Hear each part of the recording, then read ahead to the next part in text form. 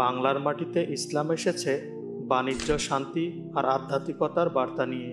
দূর সমুদ্র পাড়ি দিয়ে আসা আরব বণিকদের হাত ধরেই শুরু হয়েছিল সেই যাত্রা।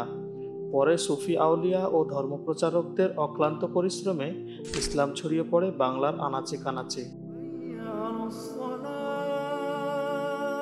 খ্রিস্টীয় ধর্ম সপ্তম অষ্টম শতাব্দীতে আরব বণিকরা প্রথম বাংলায় আসেন।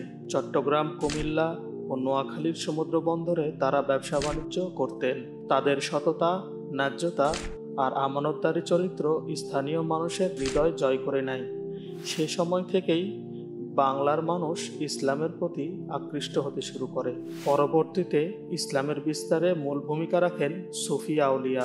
হজরত শাহজালাল রহমতুল্লাহ আলাই, শাহপরান রহমতুল্লাহ আলাই, খানজাহান আলী রহমতুল্লাহ আলাইয়ের মতো মহান সাধকরা বাংলার মাটিতে ইসলাম প্রচার করেন।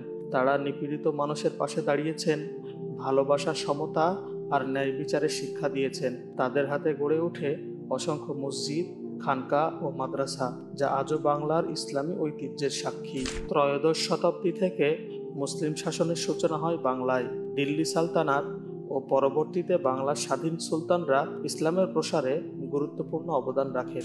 ঢাকা ও সোনারগাঁও হয়ে ওঠে ইসলামের সংস্কৃতি ও জ্ঞানের কেন্দ্রস্থল। ষাট গম্বুজ মসজিদ, চুনাখোলা মসজিদের মতো স্থাপত্য আজও সেই সোনালী যুগের স্মৃতি বহন করছে।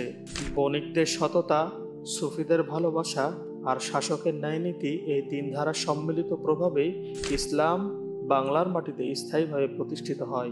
আজকের বাংলাদেশ সেই ঐতিহাসিক উত্তরাধিকার বহন করছে, যেখানে ইসলাম শুধু একটি ধর্মই নয়, বরং এক মহান সভ্যতার পরিচয়।